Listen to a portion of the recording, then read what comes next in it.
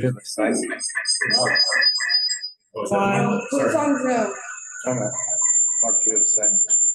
Oh, yeah, we should somewhere.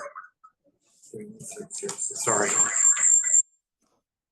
Technical difficulties, hold on. There it is. Sorry. Okay, set. Welcome everyone to the Schools and Education meeting for January. My name is Patricia Laria, Chair of Schools and Ed. To my right is Mark Fitzgerald, Vice Chair. Across the table is Emma Smith, Committee Board Member. To my left, Rich Catrapolo. Hi, Leonie. I don't see Emma, but I see our invited speaker, Leonie Hason. Hi, Leonie, can you hear me? You're muted. Thank you. I can hear you well. Can you hear me? Do you hear her? I can't hear her. You We can't still can't hear? hear you, We Leonie. still can't hear you. Where did Mark go? Well, I'm unmuted and Hold on. Oh, maybe it's not you. Maybe it's our end. okay. Mark?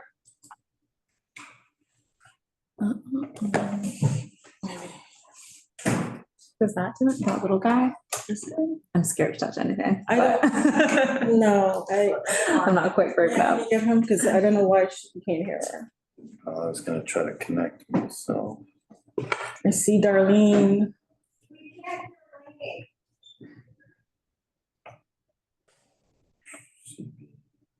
And I think we have quorum. Should she log out and log back in? Yeah, we can't hear her. Okay. And her, And you're not, Lainey, you can hear me, right? Yes. Okay. I'm going to send you a link directly to you. Actually, please put in the chat your email address. And then I'm going to send you a direct link that will bring you in as a panelist. So go ahead and put that in the chat, then cancel out of the meeting, and then I'll send you a fresh link that may work better, okay? Okay. Okay, I heard her there. Actually, I did hear her. Yeah, I heard Can on you the hear me my now? phone. Yeah. I can. Yeah. Hang on one second. Let me try something else here. Where is the audio settings? Can you speak again, Leonie? Try it Yes, again, hi. Lainey. Hi, everybody. Can you hear me? No, now you're silent. Okay. All right. I'm going to do what I said. If you go ahead and put in the chat. There it is. Oh, it's the same one as ever. Okay. Okay. Go ahead and cancel out of the meeting. I'll send you the link and you should have it in a couple of minutes. Okay. okay. Sorry, everyone, it's a little technical difficulty. We'll start the meeting once our invited speaker, Leonie Hason, returns.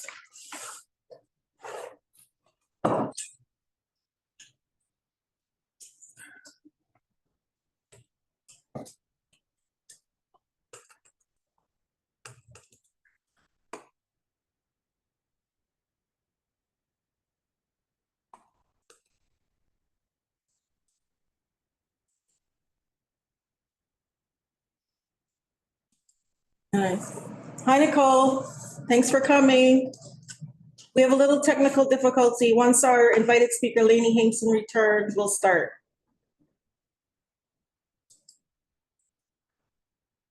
Nicole Bart from Council Member Botcher's office. Laura, are you also from someone's office? You can put your answer in the chat.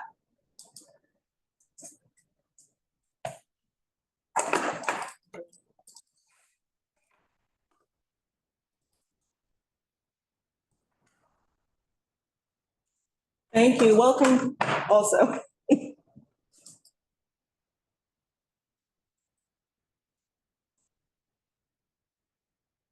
Hi, Darlene. Lutz, right? I'm saying it right. Lutz. Okay, as always, welcome.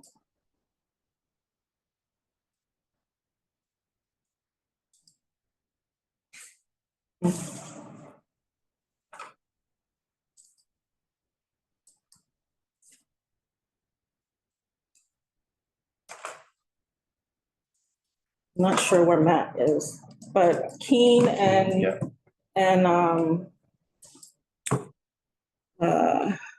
Who's our other member? traveling. Yeah, was traveling. Yes, they're, absent of notice. Just, I don't know where Matt is. Let me text him. But I think we have quorum.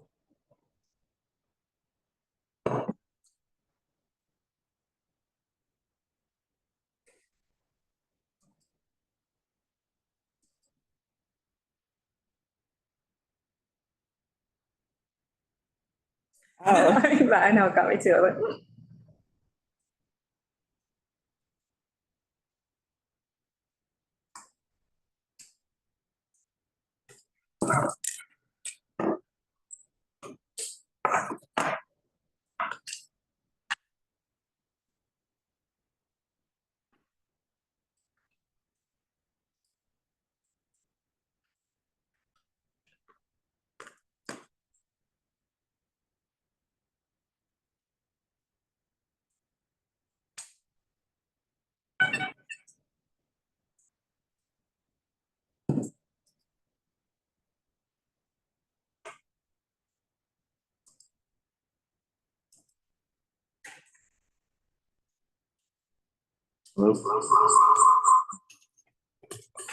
and Matt's on his way.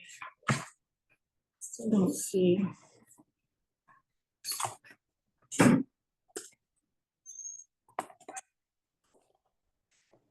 Still don't see Leonie.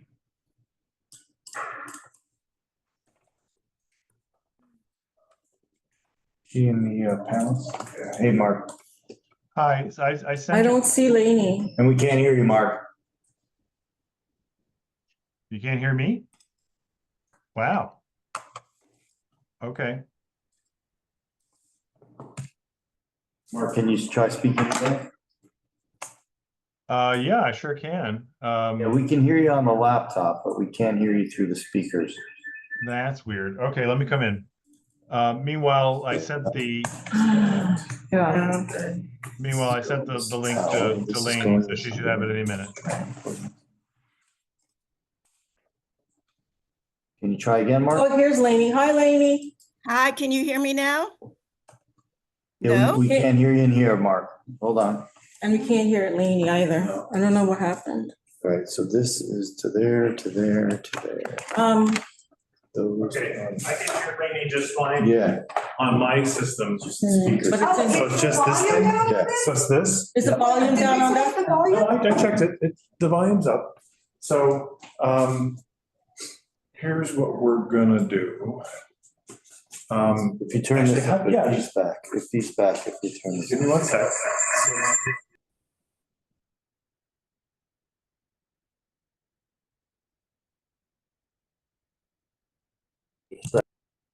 Lainey, can you speak now? Yeah, hello, can you hear me? No?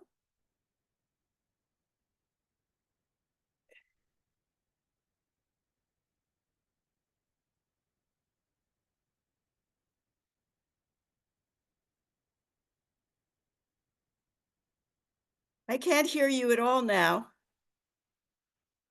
I can't hear.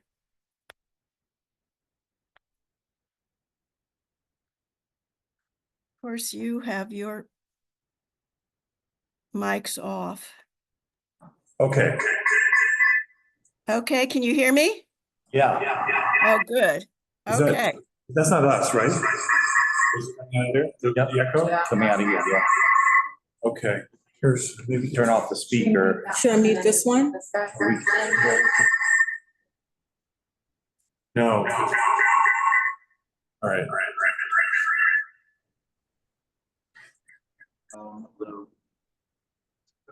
Chuck.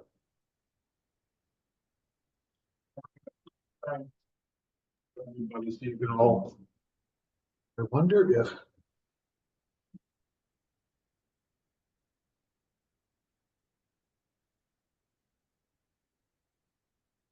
Hello. Board meeting? Yes.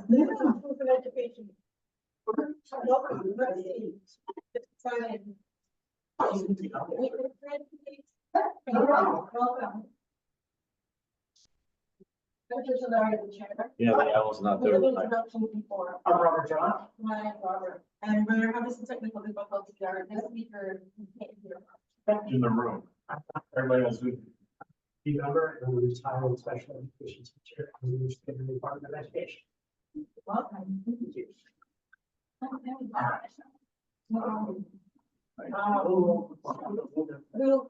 Typically how it runs is we have our speaker present, and then the committee asks questions, and then we go to the public. For sure. No problem.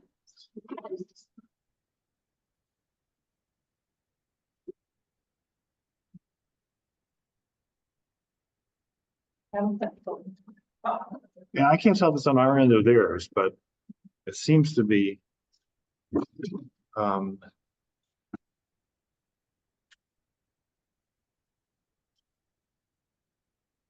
The owl showing up.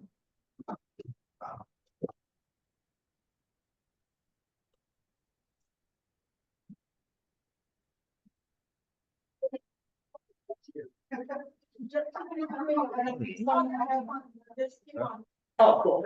Yeah, you're not the only. All right, great. And we also have representative from council and elected bodies.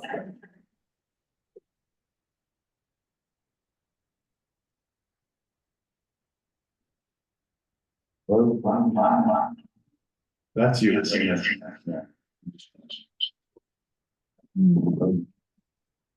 Okay, so I'm now running the microphone. Can you guys hear me online? Need to get rid of that. Yeah, sorry. Hi, Leonie, can you hear me online? Yes, And we can hear you. great. Okay, so it's a little bit of an improvise, but I hope this will work for this room. It's good. Okay. Thanks, Mark. Thank you, Mark. So welcome, Leonie. Sorry for the technical difficulties. If you could go ahead, she's our guest speaker tonight. She's Executive Director of Class Size Matters. You're on the spot now. Thank you. Okay, well, thank you for inviting me. I appreciate it. Can you see my title on the slides? I'm going to give you a presentation with a lot of data as usual, and I'll be making this available to the committee so you don't have to take notes, and you can look at it at your leisure if you so choose after this is over. So I'm going to give a brief recap of the law, the class size law that was passed in June 2022 by the state legislature, overwhelmingly signed by the governor in September 2022, who actually gave DOE an extra planning year to comply. The law requires New York City to provide a 5-year class size reduction plan to be phased in over 5 years to be completed in September 2028, of capping class sizes at no more than 20 students per class in K through 3, 23 students in 4th through 8th grade, and 25 in high school classes. And for those of you who have had kids in the public schools like me, you will know that that's much smaller than most of the classes that they were provided with during their education. The only classes that are exempt from those levels are phys ed and performing art group classes, which are like orchestra classes or dance classes that are supposed to be limited at 40 instead of 50, which is the current U of T contractual limit.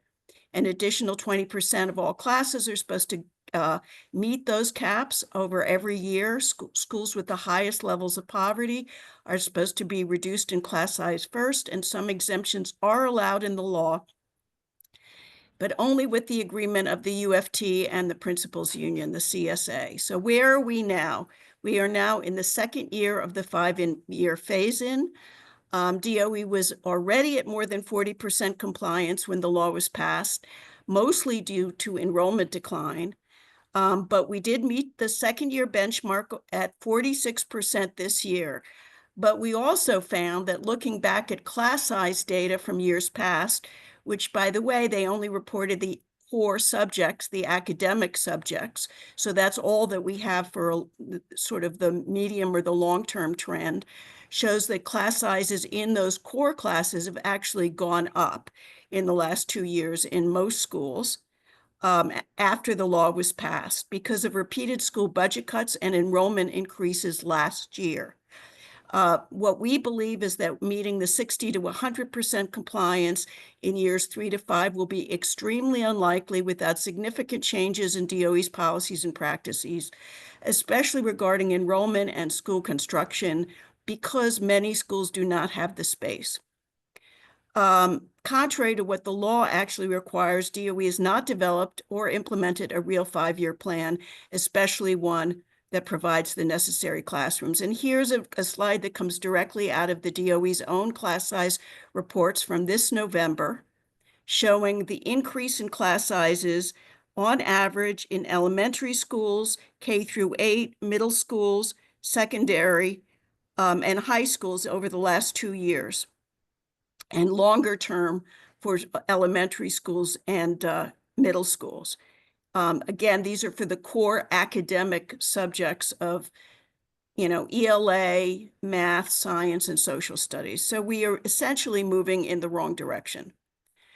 And this is another graph that shows you those trend lines at how many core academic classes met the caps over the last few years. And again, you can see the trend is going in the wrong direction.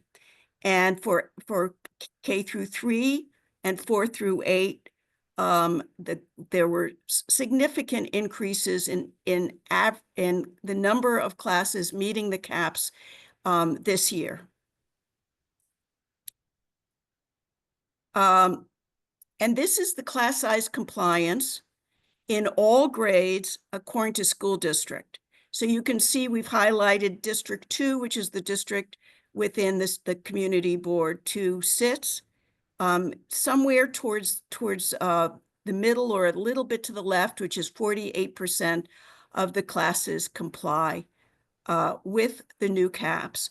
But this is the most disturbing thing to me.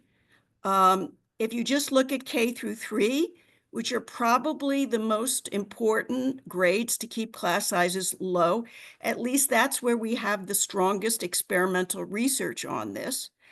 Only 22% of the classes in District 2 schools meet the caps, tied for second lowest among any district in the city. This is 4th through 8th grade. You can see at 32%, the 7th lowest of any district. Now, high school is somewhere in the middle at about 53%. Now, I also did the analysis, or my assistant did the analysis to look at the specific schools within Community Board 2, Manhattan. And what it shows is also kind of depressing in that the elementary schools, the 4 elementary schools range from 0% compliance to 33% compliance, very low. The 2 schools that my kids went to, PS 41 is at 0%, PS 3 is at 16%. Better compliance in the high school levels in Harvey Milk, which is an alternative school set up mostly for gay and transgender kids, near 100%, which is excellent. We didn't see any data in the DOE reports for the Manhattan School for Career Development or Broome Street Academy. For whatever reason, we don't have that data. So what are the DOE proposals to reach the caps next year? Again, 60%. So we're supposed to be reaching. Principals in consultation with their school leadership teams were supposed to apply for additional funds for teachers to lower class size next year. The deadline for these applications was December 20th. According to the UFT, about 750 schools applied, which is a good number, but again, only about half. The process is completely voluntary, and no total funding for more teachers was announced, nor how many teachers would be hired with these funds. And then the biggest problem that we felt about it was that DOE explicitly told principals they could only apply if they already had the space for smaller classes in their schools without affecting current programming. Though several schools did reach out to me, and there's an article in Chalkbeat last week that PS 8 and then several other schools that wanted to remain anonymous did ask for smaller enrollment anyway, and we will see whether they get it or not. The DOE itself has put out a spreadsheet showing that nearly 500 schools in their estimation do not have the space for smaller classes. We did an analysis showing their enrollment is nearly half of all students in the system. And last year, more than half of all principals that responded to a DOE survey said they did not have the room for smaller classes to meet the mandated levels. And the percent of students in overcrowded schools, according to the Blue Book, which is the annual report that DOE puts out, their calculation or estimate of overcrowding shows that overcrowding, the number of students in overcrowded schools did increase last year, which is not altogether surprising given that enrollment increased as well. So the only strategies that DOE is explicitly offering for schools in order to create more classroom space is to fully use and repurpose existing space without affecting programming. And I did hear from a number of schools that they found rooms that were being used for other purposes that were less important in their view than classrooms, that they are repurposing them. But again, I don't think that's going to meet the need. They are also allowed to go to multi-sessions, which really only applies to high schools and maybe middle schools, though parents have ambivalent feeling about that. It certainly isn't something that most elementary schools are going to want to do. The DOE has also proposed that schools can expand learning, online learning, which again is a kind of educational modality, which, as we learned during the pandemic, does not really serve most students' learning needs. They actually put out guidance to principals that they could actually put kids in online classes without parental consent last year. And we filed a complaint to the commissioner about it because that was contrary to the state regs, and DOE did take it back. Again, there's very little oversight so that we don't know. I am foiling for the number of schools that have implemented online learning, however, to see what's going on with that. And at a CEC meeting, though it wasn't in the official instructions, a DOE official did say elementary schools could ask to put their 3K or pre-K classes into nearby community-based organizations, especially as they have, and we've supported that for the last few years. I was also part of a class size working group that the chancellor appointed that also suggested that for overcrowded schools, this would be a good option. Again, if there are underutilized CBOs nearby, because many of them have thousands of empty seats and are at actual risk of closing, because they are funded by the number of students rather than the number of classes that they are offering. And so they have very, very underutilized classes, sometimes 6 or 7 students, which does not allow them to actually pay for their teachers. And there's also research to show that according to the rating systems that DOE uses, that the quality of pre-Ks in CBOs either equals or outranks the quality of education in the public schools. And this is the percentage of students in overutilized schools last year. And you can see, according to the Blue Book, the increase was significant at the elementary school level, the middle school level, not at the high school level. And this is the analysis that we did of the nearly 500 schools that DOE put out a spreadsheet saying that they did not have the space to lower class size. It may be more than this, it may be less than this. This is just the DOE's own analysis. And you can see that in District 2, we have the most schools in that category. We also have a lot of schools in District 2, but there's 45 schools, which according to the DOE's own analysis does not have the space to lower class sizes to the levels outlined or mandated by the law. And this is the utilization, and then you can see that the utilization rates on average in District 2 schools did go up last year to 89%. Okay, and here we have the actual schools themselves. We spent a lot of time making these charts today. So these are just the elementary schools in District 2 that are above 100% utilization.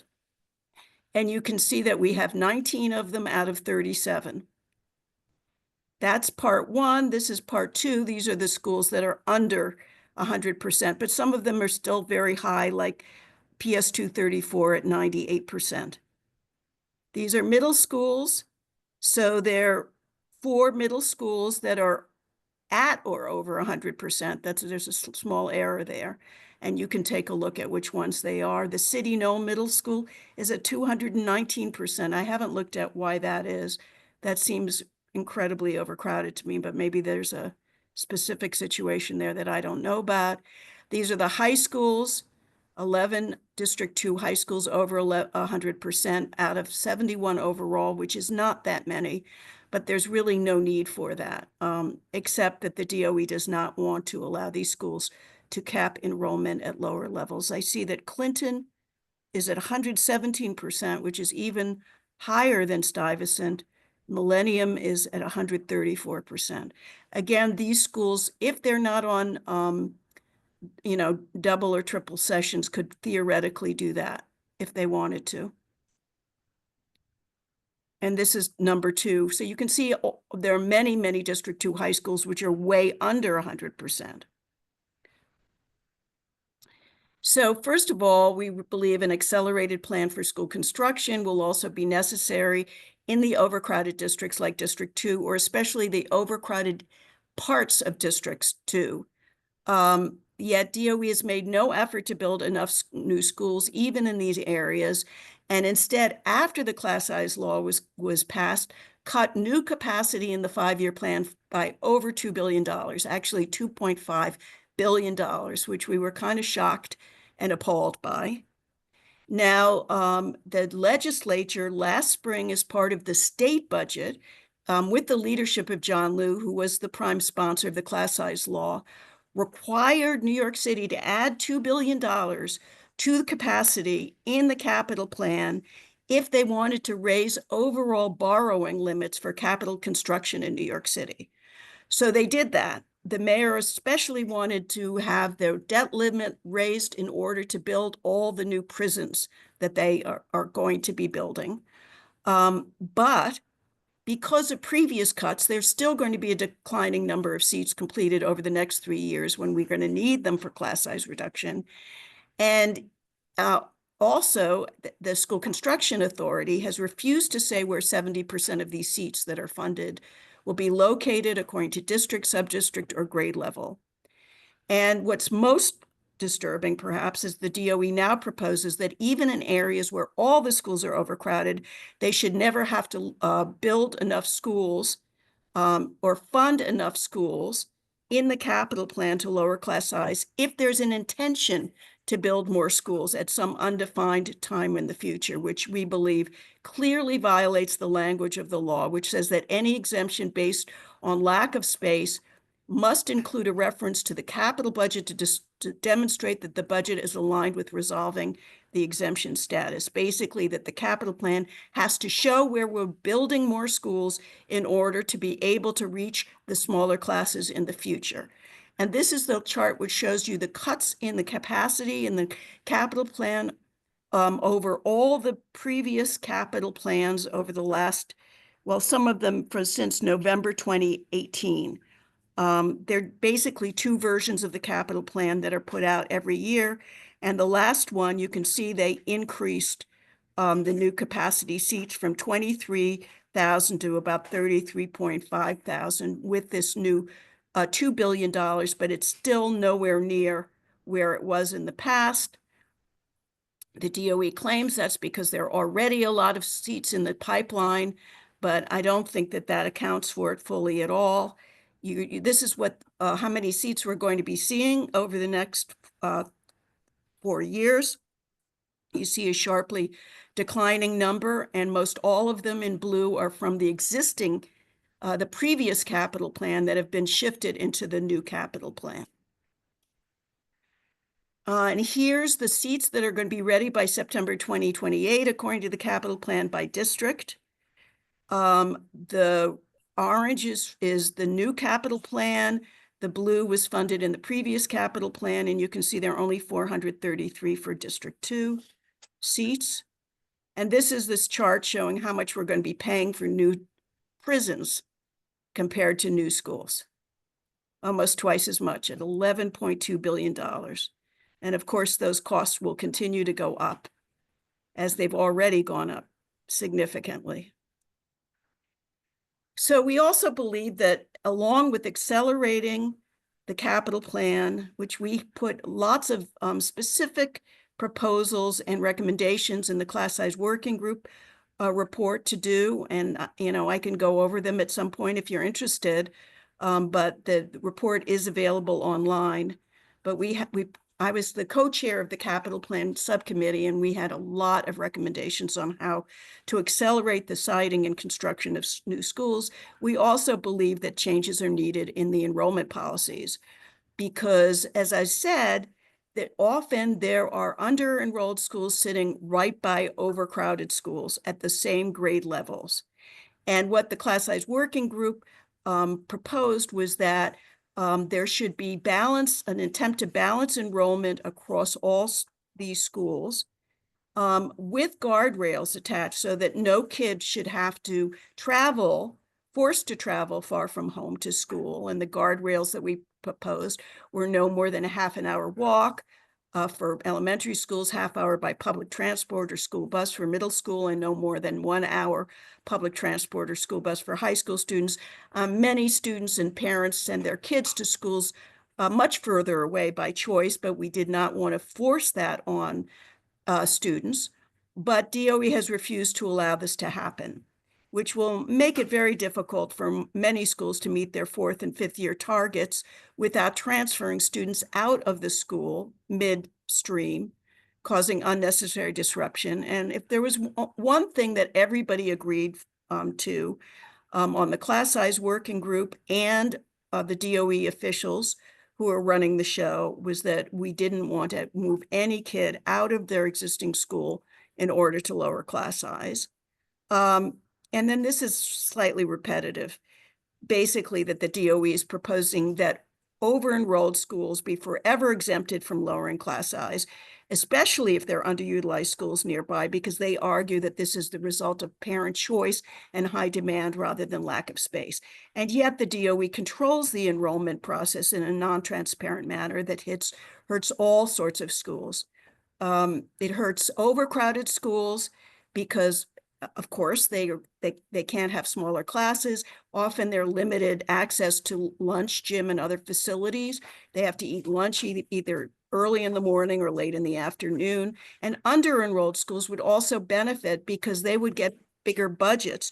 Right now, because their budgets are so closely tied to enrollment, many underutilized schools cannot offer art, music, science, extracurriculars, clubs, all the things that kids really need for a high quality education. And more evenly distributing enrollment over time, we believe, could also lead to more economic and racial diversity as well, because the most overcrowded schools tend to be heavily white and Asian, and the most underutilized schools tend to be mostly Black and Hispanic. And of course, it would save years of time and billions in school construction costs. And then we put out a map a couple of years ago. It hasn't been updated, and we plan to update it. But this is just a map that shows the elementary schools as of the 2021-22 school year. It probably hasn't changed that much, to show you that there are many underutilized schools at that point sitting quite close to overutilized schools. The underutilized schools are blue and green, and even white. And the very overcrowded schools are orange and red, and you can see those that closeness between the various types of schools. And to make things worse, district planning is going around to various CECs, proposing changes in school utilization, including more co-locations, more grade expansions, more school closures, and others without any reference as to how this might hamper schools in lowering class sizes in the future. They used to do these presentations, which included a section on class size. They've been basically told by DOE not to look at class size anymore, not even to mention class size in their analyses. And we find that very disturbing because it's really very strong evidence that the DOE has essentially no intention of complying with the law and is actually going ahead with things that are going to make it harder to comply with the law in the future. So what can you do? So we have a resolution for different groups to consider passing, urging the DOE to put together a real 5-year plan with the space that's required. We're happy to adapt it for CB2 if you're interested. I didn't have the time to actually draft that today, but you can see the outlines of the reso at that link. We also have a petition that calls for many of the same changes. It's a petition to the mayor, the chancellor, the UFT, and the CSA, because honestly, we don't, we really need to lobby the UFT and the CSA as well, so that they won't agree to exemptions that would essentially exclude half the students and half the teachers from ever having the benefits of smaller classes. We have almost 900 signatures. We'd really like to get it to 1,000 before we hand it over to the chancellor. If you're willing to meet with your elected reps, we're meeting with state legislators and city council members on these issues. We would be happy to have you as part of those meetings. There's the email, and we have a survey. Now I realize I didn't put the link to the survey, but I'll put it in the chat. We're asking PTA members and SLT members if they did apply for these class size funds for last year, whether they asked for their enrollment to be capped at lower levels, and other issues as to whether they need lower enrollment caps or just more space to comply with the law. And there you can also subscribe to our newsletter. So happy to answer any questions either now or in the future. And again, there's my email, and that's it. Thank you, Leonie. That was very detailed, and thank you for including our schools in CB2. Sure. How we run the Q&A, we have our committee ask questions of you first, and then we'll go to the public. So in the room, we were just joined by Matt Metzger, who's also on the. Sorry for my tardiness. Can you see us? Yes. So are there any questions for my committee? I'm sorry, lady, can I just make sure I understand, let's take PS 41. In that chart, were you saying it was underutilized and yet none of the classrooms, were adhering to the class size targets? Is that correct? That's correct. It's underutilized, so I can check exactly what the percentage is, but yeah. So hopefully they've applied for class size funds for more teachers for next year and will be improving their compliance rate. Okay, so that I want to make sure I understood. So they have a shortage of teachers in that case, right? Yes, yeah, Okay. I can find, yeah, so according to the chart, PS 41 has 0 class size compliance. Right. But then if you look at the utilization rate, Yeah, 86 or something. Right. yeah, let me find it. So that was just a slide or two before. Yeah, 87%, right.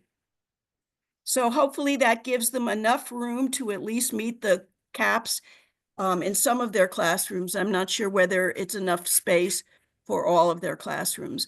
And, you know, we'll really have to see how it shakes out this year. But it's concerning that you know that they were at 0%, which is really quite low. Yeah. Yeah. In comparison to PS3, I don't have that slide in front of us. Can you put it up again? Yeah, sure. Yeah, there are two slides. One with the utilization, one with the Utilization, yeah. And then here's to the side. Yeah, here's the utilization rates. Again, you know, this is not altogether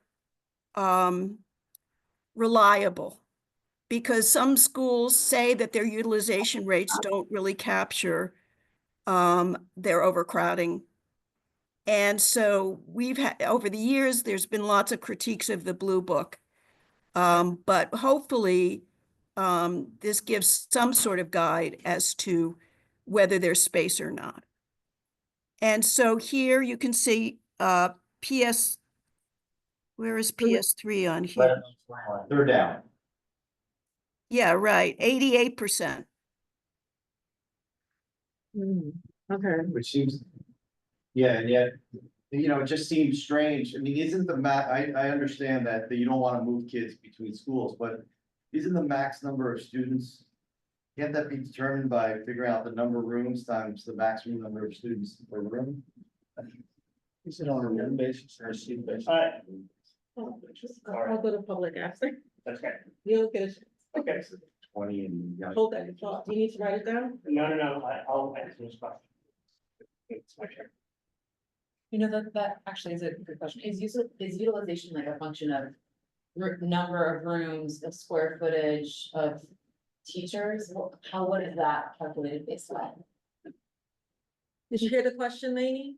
About square footage is a very complicated issue, square footage, because there are specific square footage requirements for fire code reasons.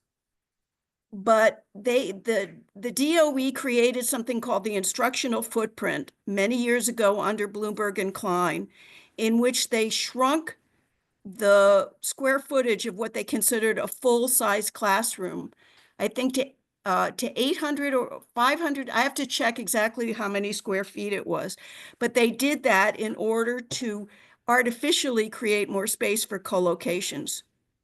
So the definition of a full-size classroom did shrink, I think, to 500 square feet from 800 square feet.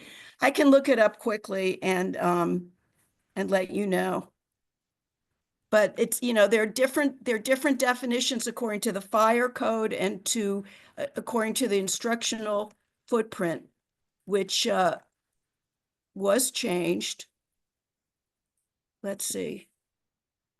Okay, here it is. DOE instructional footprints shrinking through time. This is my own blog post on this. Okay, in 2010, the footprint shrunk the minimum size for regular classrooms from 600 square feet to 500 square feet in grades 1 through 12, and the minimum size for cluster rooms from 1,000 to 500 square feet, which is pretty unrealistic if you're talking about an art room or whatever. And on my blog, and I can actually put this in the chat, I have a link to an analysis of how the instructional footprint has shrunk over time. I also put out a report a few years ago on a lot of these issues about room size, et cetera, et cetera. Thank you. Is there another question from the committee? You can, Oh, actually, I do have a question. Mara has a question. How can SLTs, PTAs, school leadership groups, how would you say they should go about the first resolved, which is urge, what is it? Hold on, let me find it. The one that says we should urge the DOE to implement. A 5-year plan. So, I mean, what the law require, the Oh, law, no, sorry. yeah. Allocate at least 1/3, but how do we urge them if we are SLT or PTA or some other parent entity, school leadership group? How would you propose we do that? By way of this resolution, or, when we make, like my kid's school has already asked for the funding. What else can we do? You can sign our petition and you can pass our resolution. Which school, and is there room to reach the caps in your school, do you think, without lowering I'm not sure. enrollment?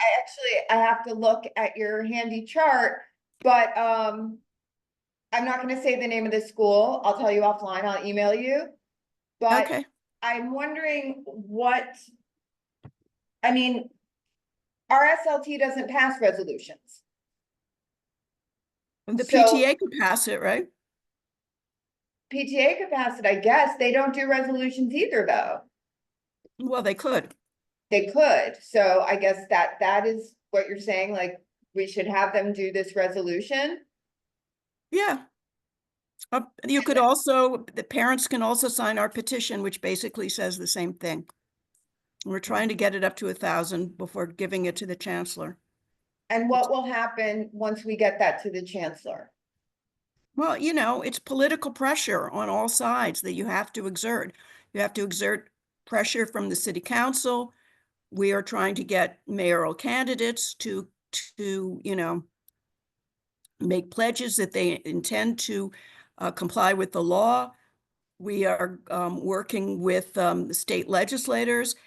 I mean, it's all politics, and politics is messy, and basically you try to put as many pressure points as you can in all directions. I mean, one Okay. thing that we're considering is getting, but we will have to find the right principal to have a principal petition, which we think might have, you know, more influence on the chancellor and also certainly their own union, saying, look, we really want smaller classes for our students and our teachers, but we simply can't do it unless there's a plan to create enough space, either by allowing us to cap enrollment at lower levels and or by building more schools.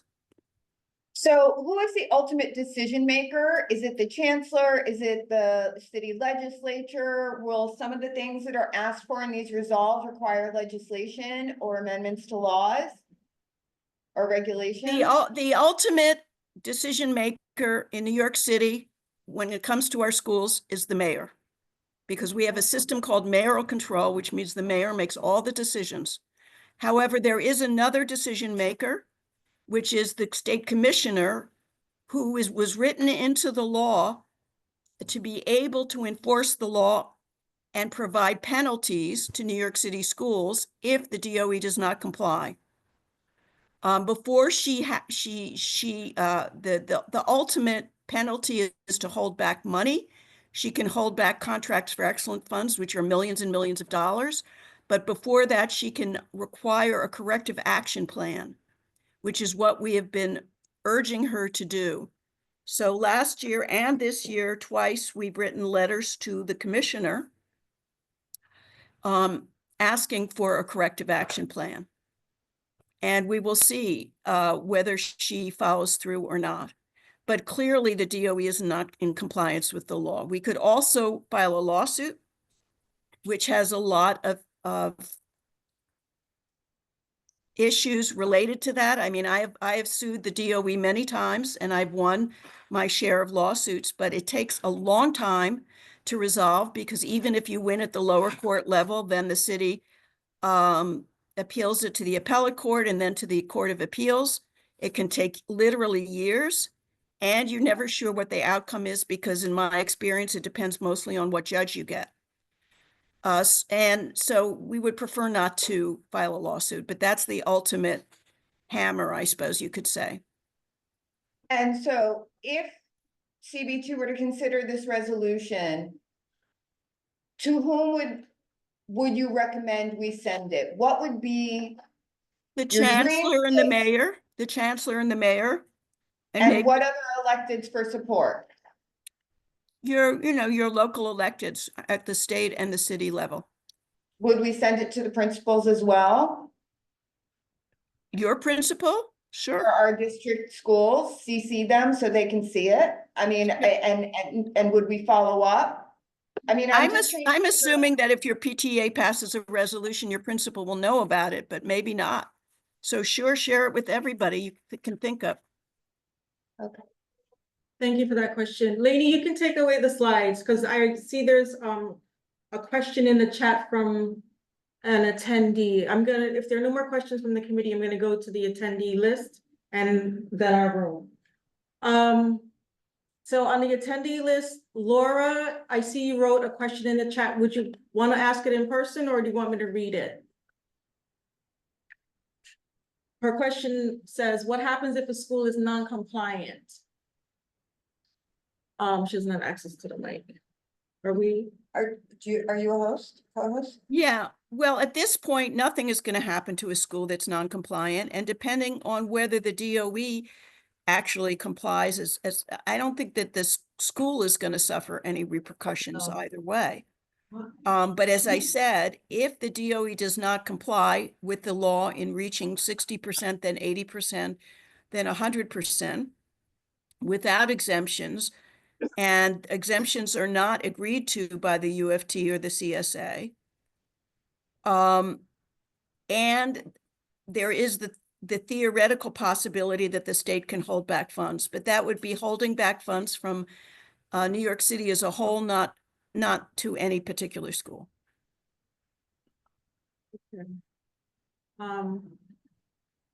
Thank you. I hope that answers your question, Laura. I'm gonna go to the room now. You need to come closer to the mic. Sure. And say your name. I'm sorry, my name is Robert Drock.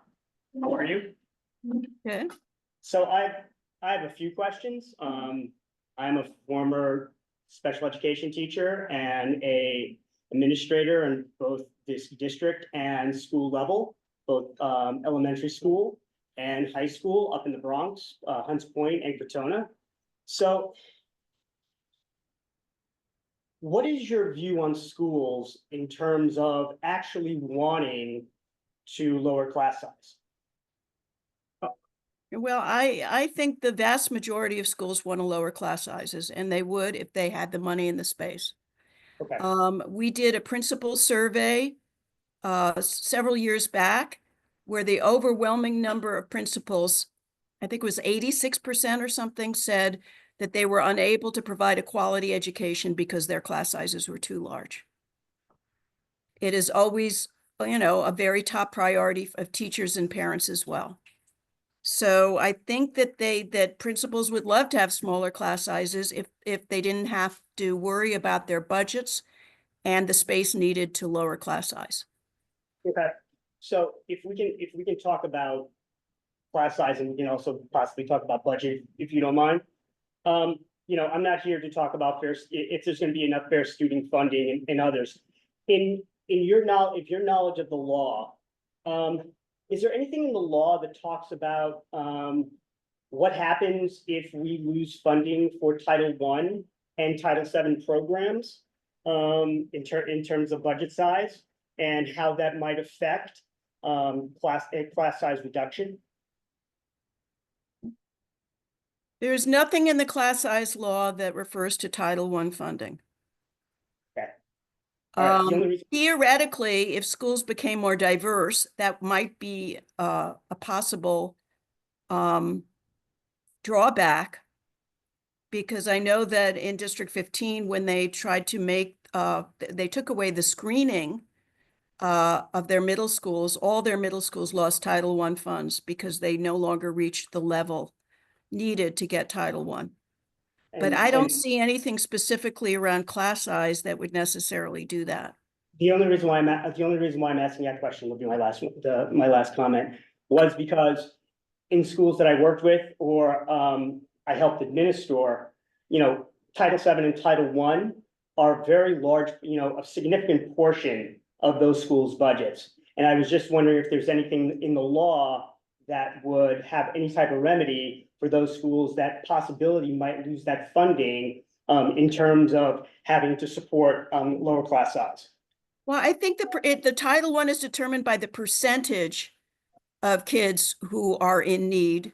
But you're right that as the enrollment goes down, you would get fewer per student Title I funds, and the same with fair student funding. And so what we've urged the DOE to do is make sure that the amount of money that you get for class size reduction would surpass any amount of funding that you would lose through lower fair student funding.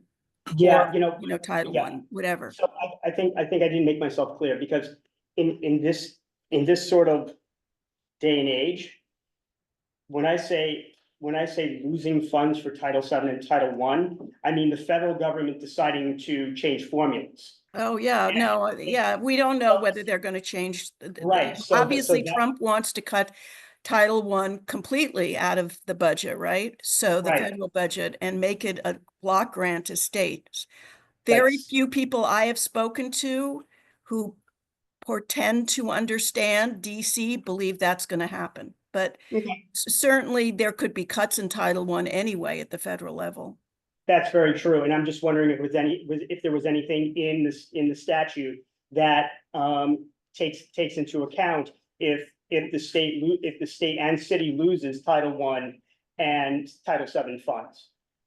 No, there is nothing that, I mean, the law was related to the budget in that we are now getting $1.8 billion per year in additional state foundation funding because Kathy Hochul a couple of years ago, 3 years ago, I think now, or 4 years ago, agreed to fully fund the CFE decision. And the CFE decision, which was a big deal when it happened about, almost 20 years ago, the state's highest court said New York City kids were deprived their right to a sound basic education under the state constitution because class sizes were too large. Right. And so when we realized that we were going to get the full amount finally promised us over many years from the state, we pushed hard for this law because we thought it would be simply unfair to our kids for schools to be getting that full amount that was generated by the lawsuit without requiring New York City schools to actually put the money to remediate the deficiencies that the court specifically identified in their decision. And so that's why John Liu, who was the chief sponsor, but even before that, Robert Jackson, who was the chief sponsor the year before in the original bill that we pushed for, believed that it was time to actually pass this law. Okay. Thank you very much. I appreciate it. Sure. Thank you, Leonie. Are there any other questions from the committee? Leonie, you said that you have a resolution that we should consider. Is it on your website? Oh, I already shared it with the entire committee. Yeah, the resolution is on the website. The link is And on the you're- PowerPoint, I think. But the problem is, I mean, I can also add, do you want to vote? Are you No, interested in voting on it tonight or not? We do, yeah, I would like to, but Mark just shared it with me, so I have it. Don't worry, we have it. Okay, because I thought I could also, I didn't have time to add specific information about District 2 or CB2 area, which I could do. But if you want to go ahead and pass it as is, that's fine too. Okay, thank you. Either way is great. Yes. Oh, go ahead, I Emma. actually have one more question. So one of the recommendations, of course, is to accelerate the plan for school construction.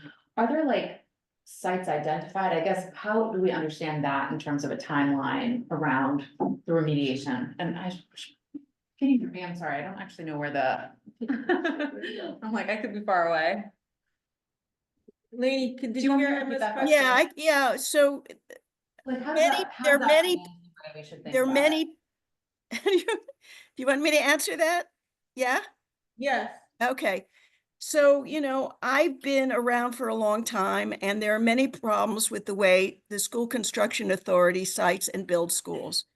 And one of them is that even when there's money in the budget, in the capital plan for a school in District 2 or elsewhere, almost never does the SCA actually find the site themselves, but it's the parents and the local elected officials that go and find the sites and then work really hard to get the SCA to accept them. And so that's true with the Morton Street School, and it's true with the Peck Street School. And I mean, it's true of many schools that have been built. It's true with the Foundling Hospital, which turned into a school. It took tremendous effort by local community members to get those schools created and built. One of the main problems I see with the fact that the SCA refuses now to even say where they need to build schools or want to build schools is it makes it much harder for local parents, community boards, local elected officials to find these sites for the SCA and put the political pressure on them to build them, because we don't even know where they intend to build or where they will pretend to intend to build. Yeah. So I will put in the chat a link to the class size working group report, which came out not this December, but a year ago, which had a lot of proposals on how to facilitate and accelerate the siting of schools. One of the first things we pushed for is to examine every school to see if a annex could be built, because of course that's the fastest way and the cheapest way to find a site, is property that you already own. But there was also a school siting working group that was established by law a few years ago, which was supposed to examine every city-owned empty lot and every privately owned empty lot and analyze them for appropriateness to site a school. And that was never done. They did analyze many of the publicly owned sites, but almost none of the privately owned sites. They never complied with that law. And so one of the things we urged in the working group report was to put together that working group again, which also had no input from parents or the city council, even though parents and the city council were members of the working group. It ended up just being solely handled by the SCA, contrary to the intent of the law. Plus using the Educational Construction Fund, which was something that was set up years ago for every development project, especially housing projects, whether affordable or non-affordable, should consider putting a school in the first floor. That Educational Construction Fund has not been used in many, many years. With the city of Yes and the big push to create more housing, I think that this needs to be considered once again. Obviously, there's a need for more housing in New York City, but every single project could include a school theoretically, and that's often also considered economically important for a project to get off the ground, because schools are considered anchor tenants with specific funding attached that helps finance the whole entire project. But I could go on, and I'll put the link in the chat. It's there are about 15 pages in there about how to accelerate school siting and construction. We worked hard on that report, and we're pretty disappointed that not one thing in that entire section was even seriously considered by the DOE or I don't know whether it was considered, but it certainly wasn't adopted by the DOE. So I'll put that link in the chat as well, and you can take a look at the report, and it has lots of what I think are pretty obvious recommendations in there on how to improve and accelerate school siting and instruction. Thank you. Oh, wait, before you go, I have another question from Rich. Yeah, like, can you give us an example of why two schools so close together, one would be, massively out of whack, massively over in terms of class size, and the other would be under? Okay, well, that's also that's a sort of complicated issue, but a lot of parents decide that they don't want to send their kids to their local zone school or a school nearby because that school has a bad reputation for many reasons. Sometimes it's because they consider the principal not a good principal. In my view of that, if the principal is really no good, they should get rid of the principal and hire a new one. But often it's because the socioeconomic background of the students in that school means lower test scores. And almost all parents consider or judge the quality of a school by their test scores rather than by the actual quality of the school, which is very problematic and leads to increased segregation over time. The other issue, which is really real, and I kind of touched on it in my my presentation, and which Weisberg, who's the deputy chancellor, who's a holdover from the Bloomberg administration and really the source of many of the bad policies of the DOE currently, admitted at a Brooklyn town hall meeting a couple of years ago that there was a kid at the Brooklyn meeting who said it's not fair that, this was during the really big budget cuts of schools that were based on enrollment. it's not fair that some schools have plenty of budget and can have all sorts of programs, and other schools, you know, don't have to let their teachers go and don't offer anything in terms of extracurriculars. And the Weisberg went on at great length that it was true because the under-enrolled schools don't have the budget to provide all the programs that parents really want for their kids and kids really need. So it's the disproportion or the imbalance between nearby schools does create a situation in which some schools, whether because of poor principals, low test scores, mostly generated by the demographics of the school, and or a lack of programming, just simply don't have the ability to attract the parents that they need. And it's hard to pull out of that spiral. I get it. I have a question from Laura. I promoted you, Laura, if you want to ask that question of Leonie. Yeah, this is something about the Bleecker Street School that your community board is always more on top of than Yeah, I am. all right, then I'll But I answer. think it goes in and out of the capital plan, and I think the situation now is it's been pushed for years in the future. Is that right? Yeah, the SCA, NYU, and Morton Williams, that came to an agreement that they're gonna stay there. They're gonna keep the supermarket there through 2036, and then the SCA will have an option to build a school after, at that time. So that's where it stands right now, Laura. Okay, are there any other questions before I let Leonie off the hook? And we're gonna go into business session to discuss, this reso that you left for us. Thank you, Leonie, again, as always. This is very informative. And thank you for all the hard work you do. Well, thank you for having me. I'll send Pat the PowerPoint so you guys can take a look at it if you're interested. Thank you. Thanks so Appreciate it. much. Bye-bye. Thank you, Leonie. Bye. Bye. We're gonna go into business session and you can, Stay probably, and observe, but you cannot participate. yeah, Fantastic. okay.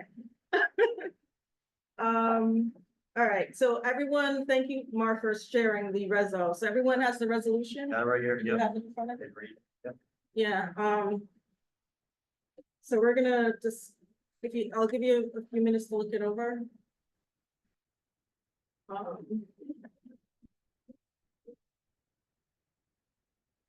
Don't forget, Mhm. Yes, the capital for schools comes from, state, state or the capital budget for schools, is that state or city? capital But funding, she said it was 2 billion in, it was approved for building schools, but not 4 billion. I think it comes from, It's, the capital funding for schools.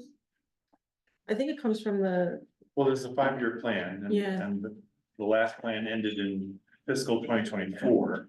So we're into the next capital plan. And I Yeah. think her 2 points were, one, that the amount of capital funding was reduced. And B, those seats that are gonna be added in the next capital plan, an awful lot of them were actually funded in the last capital plan. Do you want me, if you wanted me to put on the screen the resolution you're discussing?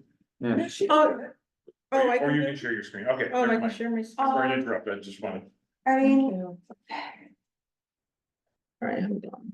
I don't have any issues with the resolution as it reads. It's very detailed. I would love to see some community district 2 specific stats included, which we can get from Leonie. Okay, But as of right now, I'm a yes, this is fine. It really just, kind of supports implementing the law and trying to bolster schools' abilities to do that. For what it's worth. I don't know, I kept asking like, what can we do? And if this is what we can do, to me, it's the least we can do. Just really, contributing to the conversation. okay, I'm slowly sharing it online. We can put the link in the chat, just put the link, do share and put the link in the chat, people wanna read it. I'm not that quick like you are. Go to share, copy link, right up there, no, right down. Wait, I have this other thing on my computer. Hold on, share. Copy link, Oh, click restricted, anyone with the link can be a, okay, and then let me put it in the chat. no, you didn't, I didn't, you have to make unrestricted so other people can read it. So share, hold on.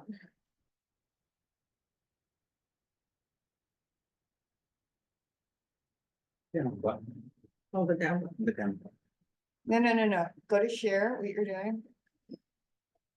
Cause you have to change the permissions. I think my computer's really slow. I'm not concerned. There, Okay, there you go. and then Yeah, anyone with link, copy the link. yeah, and then copy link and that's what you're gonna share. Thank you, Laura. And please. Make it not bullets. Say that again? We make it not bullets. Yeah, we Yeah, actually usually number them. yeah, we usually number them. She just shared it. Yeah, we have time to work on it. No, But- no Done. judgment. It's just- done. Formatting changes. Yeah, I mean, I But do you- prefer the whereases to be capitalized, but it is not technically They proper. No, I say all caps. Yeah, but yeah, we're just seeing it in real time as you are, so we haven't really. I'm not judging anybody. I'm just providing I'd like comments. to have one. Are you proposing a be it resolved? The third and fourth one, I think it makes sense. Can't, I think they were right to say, if you don't have the space, you can't hire more teachers, right? I mean, that makes sense. They said, don't apply for more teachers. if you Yeah. don't have the space, that kind of makes sense. So, by the way, the way that I want to look at this, because it looks very confusing, I may ask the chair to allow a comment from No. our friends. Says the vice chair. uh, You. but- Thank you. The way that the calculation works is that the school is given an enrollment number. And it's just a percentage of how many students are in that school based on that number, which I feel like is a pretty horrible way of measuring enrollment. Should be. if That's there the are five- utilization, right? Yeah. Yeah. But it should be, if there are 5 classrooms. For first and second graders, with a maximum class size of 20, then enrollment should be 100. Right, theoretically. Right, yeah, that we can't talk, yeah. I can't talk. Yeah. That's theoretically, but what happens is they inherit, No, I'm off the rails today. sizes, right? They inherit, Well, so that works in some circumstances, but that wouldn't work in a high school classroom. well, why? So to me, it wouldn't tell you how crowded the room is at any given time. It would just tell you in aggregate how many students are in the school. And so you could have half of the classrooms being, used, and then it's 2 times capacity, or you could have everybody be there and it's 50% capacity. Plus, they say they would never move a kid out, so if.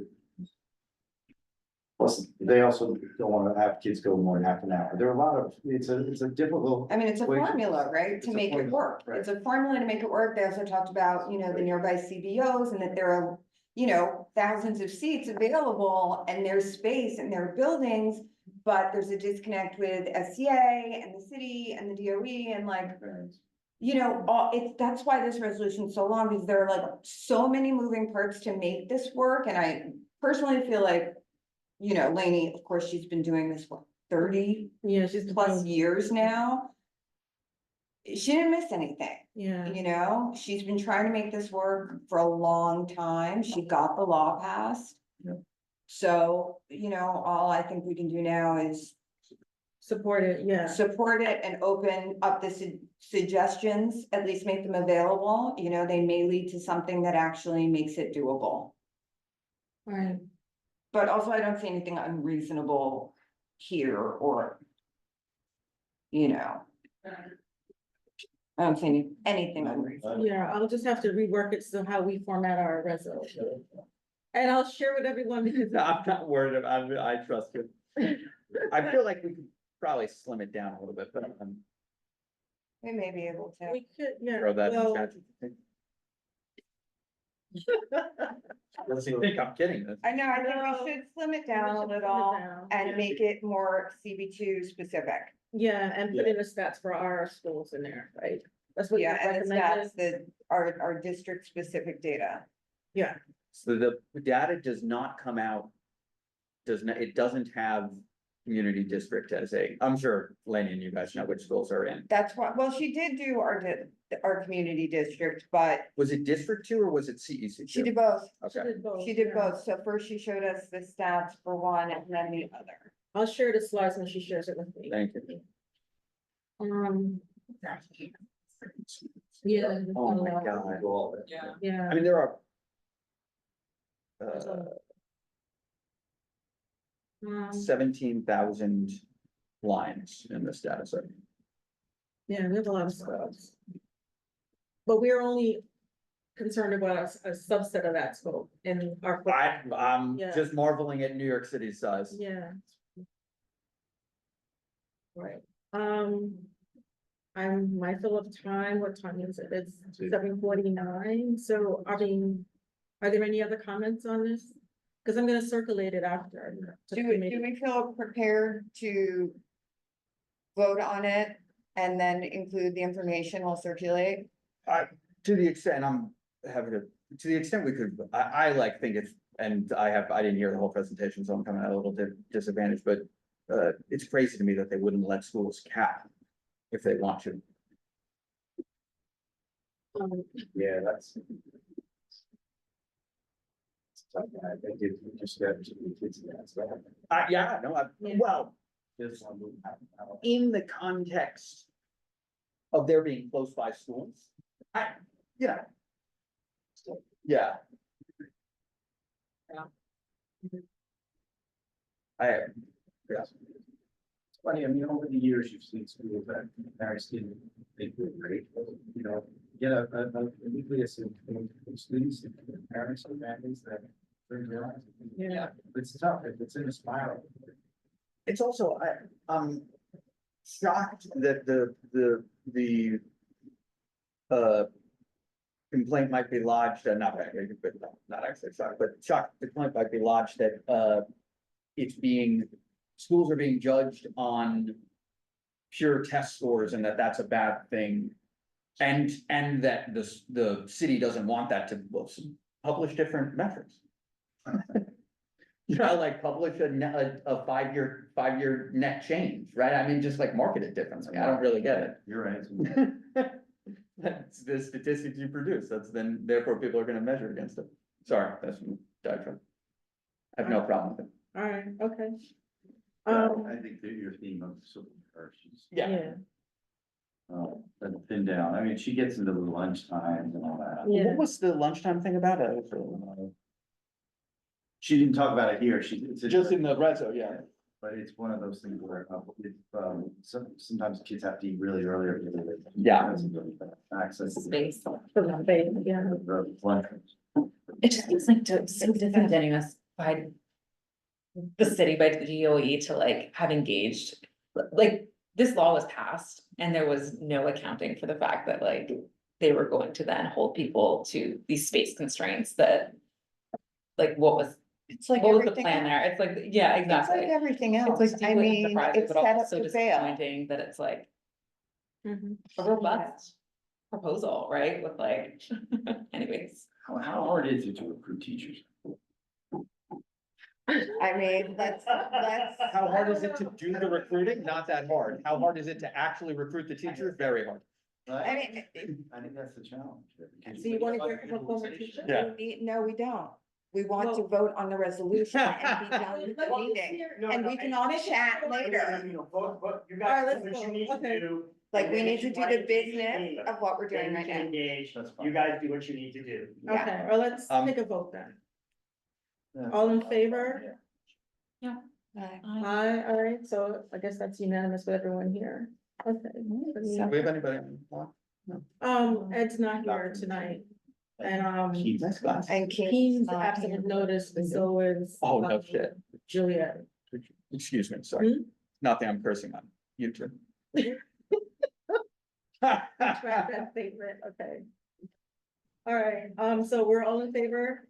Yeah. Great, Yes. all right, resolution passes and I'll circulate it and we can tweak it. Yeah, the thing. Okay. Motion to adjourn. Motion to adjourn, Second. all in favor, aye? Aye. All right, thank you, everyone, thank you for attending. Sure. Um,